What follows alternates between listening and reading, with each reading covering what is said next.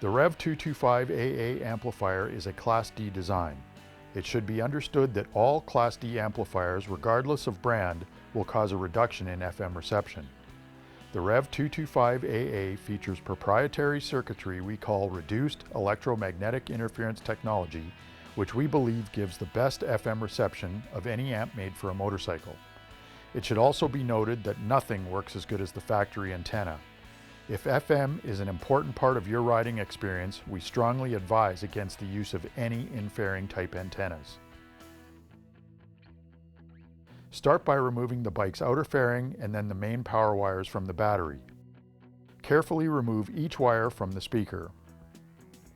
The 3 screws that hold the speaker to the inner fairing need to be removed and allow the speaker and grill assembly to come away from the bike. Using your hands, unclip the speaker from the grill. For this video, we are installing the supplied mesh grills. Separate the factory grill cloth from the main grill body and put aside. The metal mesh grill should stick to the main grill body by the adhesive left behind by the factory grill cloth. Clip the XL speaker into the grill body so the terminals are adjacent to the thickest part of the main grill body. The new speaker and grill assembly are ready to go back into the bike. When installed in the bike, this has the terminals in the 12 o'clock position as shown. Place them back in the bike, noting the 2 longer screws are used at the top and the shorter screw is used at the bottom of the speaker where the fairing bracket attaches. The screws also attach the metal mesh grills in place. If you have aftermarket fairing brackets such as the one shown here, these speakers fit perfect. Using a screwdriver, put the screws in all the way. Once you are satisfied both speakers are properly secured to the bike, it's time to start the amplifier installation. In the amplifier box, locate the main audio input harness and plug it into the matching connector on the side of the amp. Locate the 4-pin output harness and plug it into the matching amplified output pigtail on the side of the amp. Locate the main power harness and plug it into the matching connector on the side of the amp. Locate the supplied Velcro and separate the male and female halves. Apply one of the pieces to the underside of the amp as shown.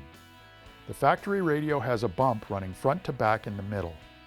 If you are installing the amp with a factory radio, cut one of the pieces of Velcro in half and apply on either side of the bump as shown. For this install, we are using a popular aftermarket plug-and-play radio. Place the amp as far back as you can as shown to make sure the outer fairing will go back on.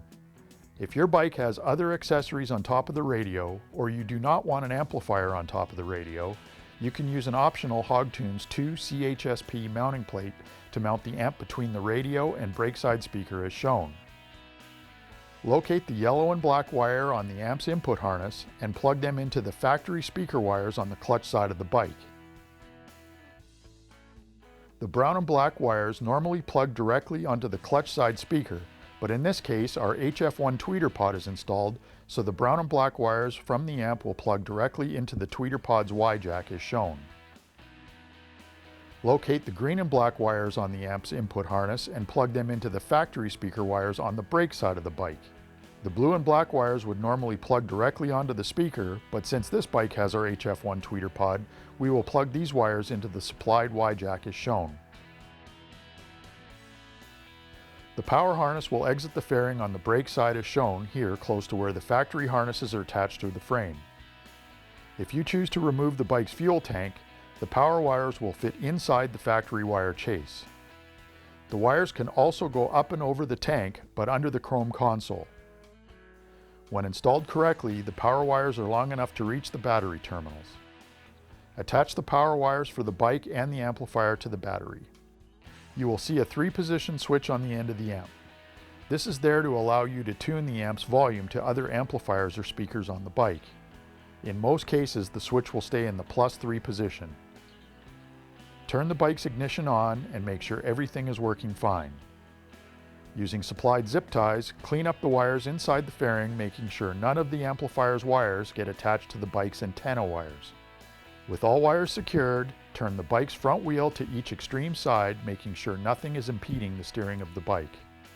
With everything secured, reinstalled the bike's outer fairing, and the XL Series system is ready to enjoy.